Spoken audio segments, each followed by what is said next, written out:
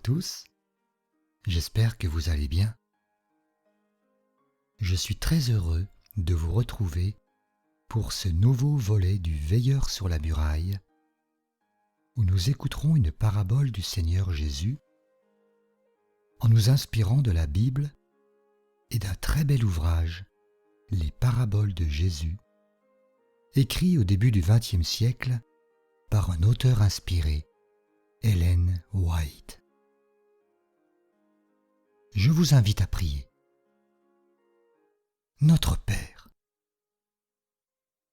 c'est toujours avec une profonde gratitude et reconnaissance que nous nous présentons devant ta face par la foi en notre Sauveur, parce qu'il est le représentant de toute l'humanité. Par lui, nous pouvons nous approcher de toi avec une pleine assurance. Père, tu sais que dans la vie de toute personne, il y a parfois des événements douloureux, liés souvent à des circonstances mystérieuses que nous ne pouvons expliquer, mais qui nous affectent si fort que nous pensons être abandonnés à une triste fatalité qui finalement aura raison de nous. Le courage s'évanouit, la vigueur disparaît, résignés que nous sommes à notre triste sort. Alors aujourd'hui, nous voulons écouter la douce voix de la miséricorde nous adresser ce message d'espoir. Merci Père de nous rendre attentifs à ta parole, imprégnés de ta pensée, au nom de Jésus. Amen.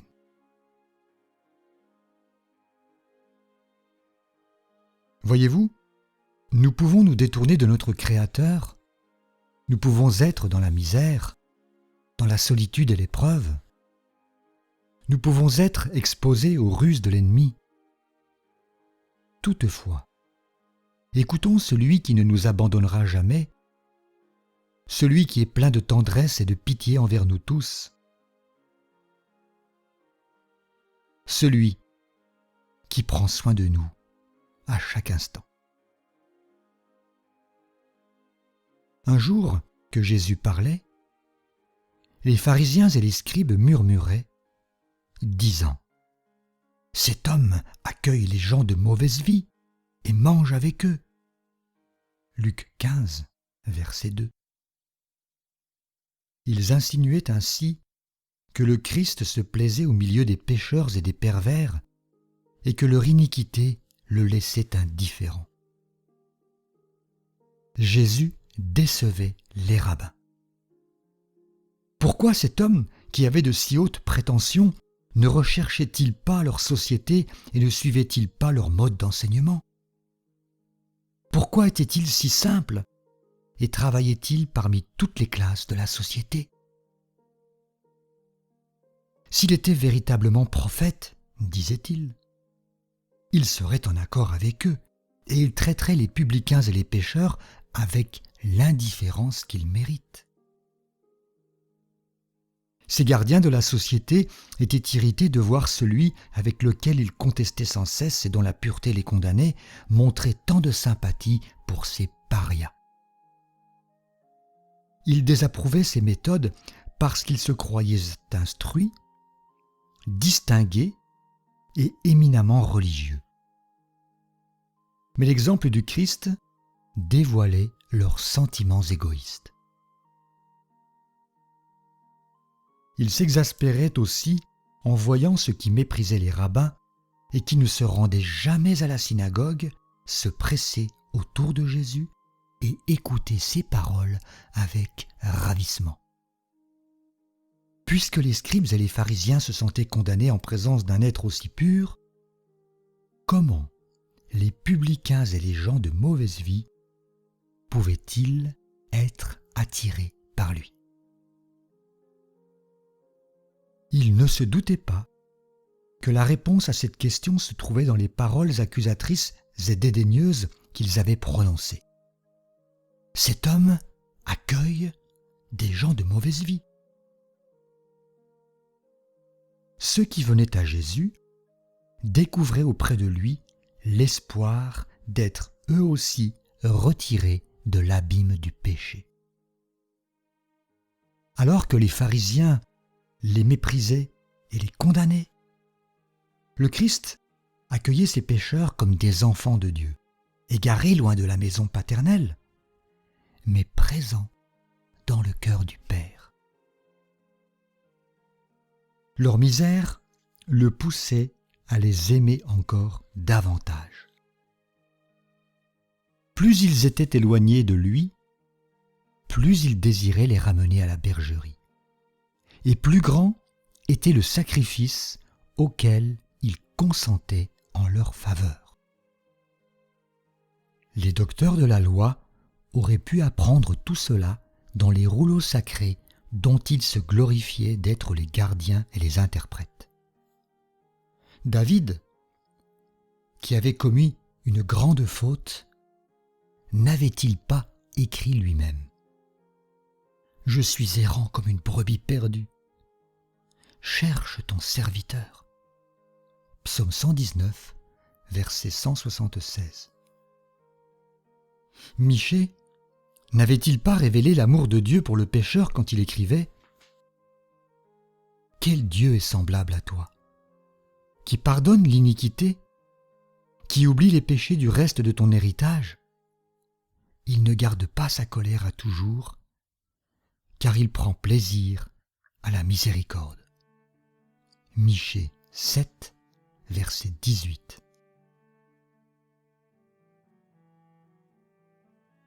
Le Christ ne rappelle pas maintenant à ses auditeurs les paroles de l'Écriture, mais il a recours au témoignage de leur expérience. Les grands plateaux qui s'étendaient à l'est du Jourdain fournissaient de riches pâturages pour les troupeaux, et de nombreuses brebis égarées avaient erré dans leurs gorges et sur leurs collines boisées. Grâce à la sollicitude des bergers, elles avaient été retrouvées et ramenées à la bergerie. Parmi les auditeurs de Jésus, il y avait non seulement des bergers, mais aussi des hommes qui avaient investi de l'argent dans des troupeaux, de sorte que tous pouvaient comprendre sa comparaison.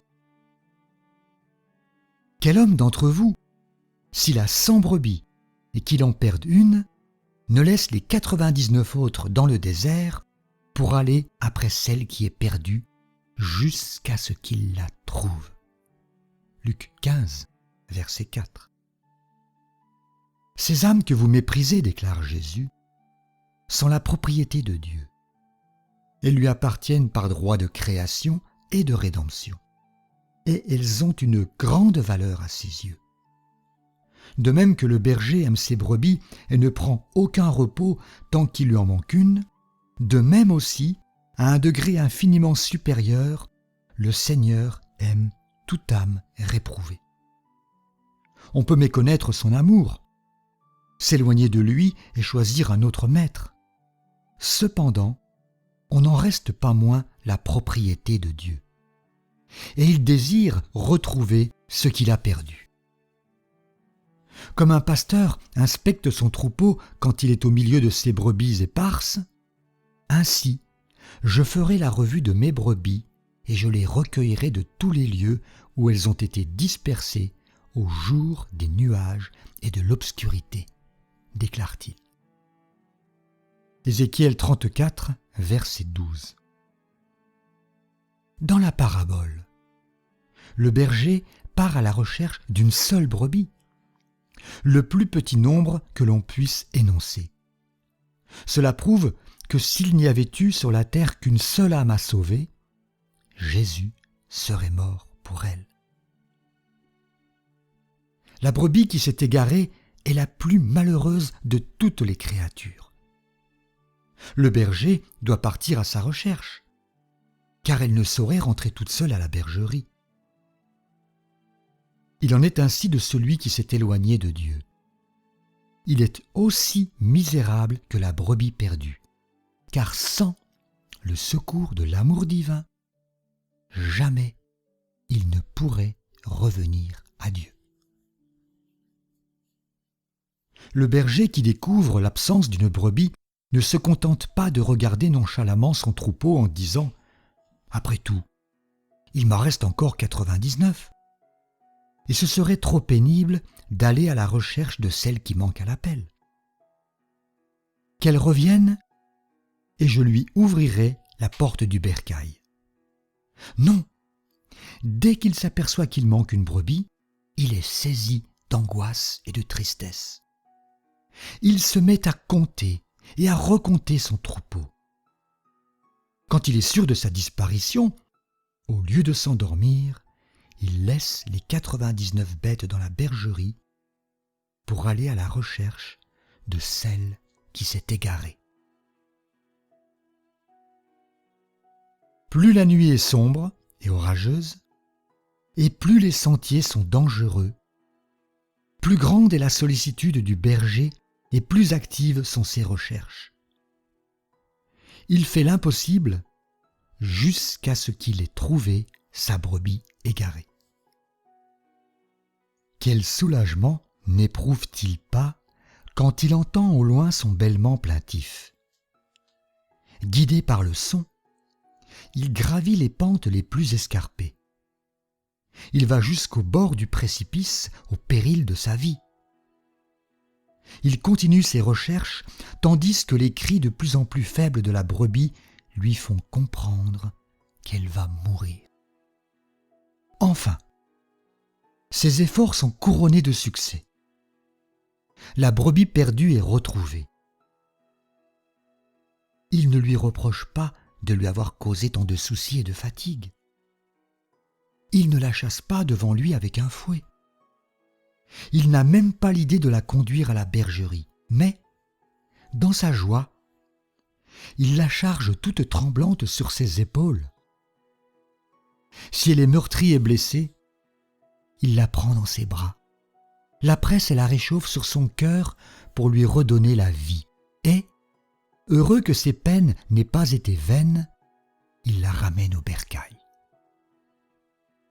Remercions Dieu de ne pas nous avoir présenté ici le tableau douloureux d'un berger rejoignant son troupeau sans sa brebis. La parabole ne nous parle pas d'un échec, mais d'un succès et de la joie qu'en éprouve le berger. Par cet exemple, le Seigneur nous donne l'assurance qu'aucune brebis égarée ne sera abandonnée à son triste sort et qu'il retirera du précipice de la corruption et des ronces du péché quiconque désire être sauvé. Quelle que soit la gravité de ta faute, reprends courage, toi qui es abattu. Ne pense pas que peut-être, Dieu pardonnera tes transgressions et te permettra de venir en sa présence. C'est lui qui a fait les premiers pas. Alors que tu étais révolté contre lui, il t'a cherché. Le cœur attendri comme un berger, il a laissé les 99 brebis en sécurité et s'est enfoncé dans le désert à la recherche de celle qui était perdue. Avec amour, il serre dans ses bras l'âme meurtrie, blessée, sur le point de mourir. Et c'est avec joie qu'il la rapporte au bercail où elle sera en sûreté. Les Juifs enseignaient que Dieu ne manifestait son amour au pécheur que lorsque celui-ci se repentait de ses fautes.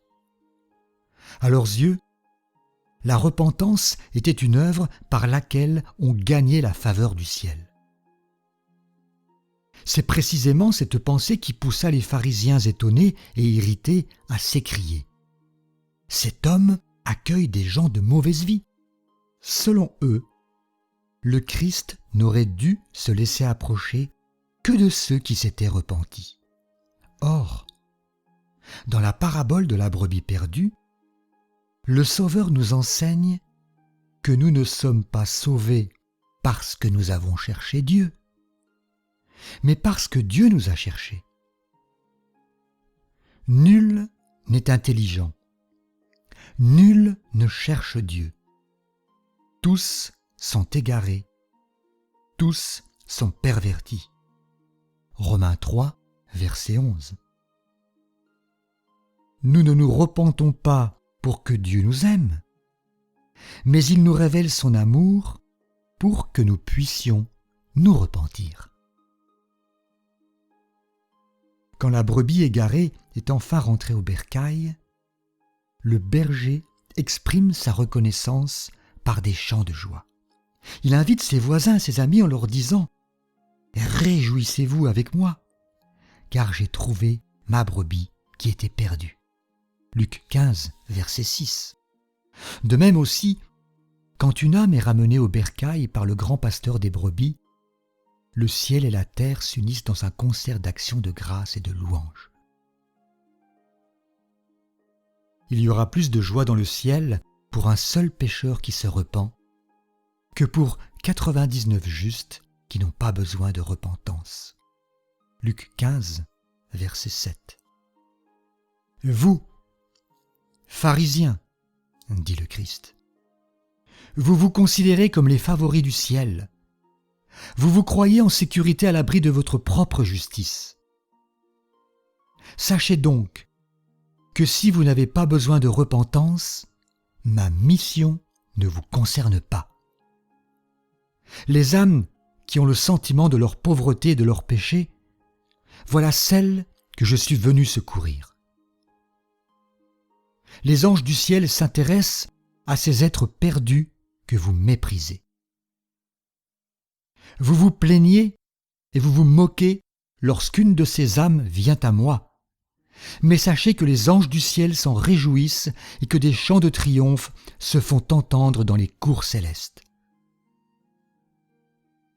Les rabbins prétendaient que le ciel était dans la joie quand un pécheur était anéanti. Mais Jésus enseignait que l'œuvre de la destruction est étrangère au dessein de Dieu. Ce qui réjouit le ciel tout entier, c'est la restauration de l'image de Dieu dans ses créatures. Quand une personne qui s'est plongée dans le péché cherche à revenir à Dieu, elle rencontre la critique et la méfiance. Certains mettent en doute la sincérité de sa repentance ou chuchotent « Il n'est pas stable, il ne persévérera pas ». Ces gens-là ne font pas l'œuvre de Dieu, mais celle de Satan, l'accusateur des frères. Par leur critique, le malin espère décourager cette âme et l'éloigner encore davantage du Seigneur. Que le pécheur repentant contemple les réjouissances célestes qui éclatent lors du retour d'une âme perdue. Qu'il se repose sur l'amour divin et qu'il ne se laisse jamais abattre par le mépris et la suspicion des pharisiens. Les rabbins comprirent que la parabole s'appliquait aux publicains et aux pécheurs.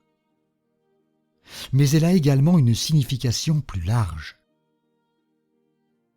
La brebis perdue ne représente pas seulement le pécheur en tant qu'individu, mais aussi le monde apostat, ruiné par le péché. La terre n'est qu'un atome dans le vaste univers sur lequel Dieu règne. Cependant, cette petite planète rebelle, brebis égarée, est plus précieuse à ses yeux que les 99 qui ne se sont jamais éloignés de sa bergerie. Le Christ, chef adoré des armées célestes, abandonna sa haute position et la gloire dont il jouissait auprès du Père pour sauver l'humanité perdue. Pour cela, il quitta les mondes qui n'avaient pas péché, les 99 brebis qu'il aimait, et il descendit ici-bas pour être blessé pour nos péchés, brisé pour nos iniquités. Ésaïe 53, verset 5. Dieu s'est donné lui-même dans la personne de son Fils, afin d'avoir la joie d'accueillir à nouveau la brebis égarée. Voyez quel amour le Père nous a témoigné pour que nous soyons appelés enfants de Dieu. 1 Jean 3, verset 1. Comme tu m'as envoyé dans le monde, dit Jésus, je les ai aussi envoyés dans le monde. Jean 17, verset 18. Afin de compléter ce qui manque encore aux souffrances du Christ pour son corps, qui est l'Église. Colossiens 1, verset 24. Toute âme que le Christ a sauvée est appelée à travailler en son nom au salut de ceux qui se perdent. Cette tâche avait été négligée en Israël. Mais n'est-elle pas aussi délaissée aujourd'hui par ceux qui se déclarent disciples de Jésus-Christ? Je vous invite à ouvrir nos cœurs à Dieu. Notre Père qui est dans les cieux. La parabole que ton Fils bien-aimé a prononcée ce jour-là devant la foule manifeste la miséricorde et l'amour divin envers tous. Jésus condamna le mépris et l'abandon manifestés par les pharisiens envers les publicains et les pécheurs. Car qui dira la valeur d'une âme? Si nous désirons la connaître, allons à Gethsémanée. Et là, veillons avec l'homme de douleur pendant ces heures d'angoisse, où sa sueur devint comme des grumeaux de sang. Souvenons-nous que pour un seul pécheur, ton cher Fils aurait donné sa vie. Merci mon Dieu, pour le sublime plan de la rédemption, au nom de notre Seigneur Jésus-Christ. Amen.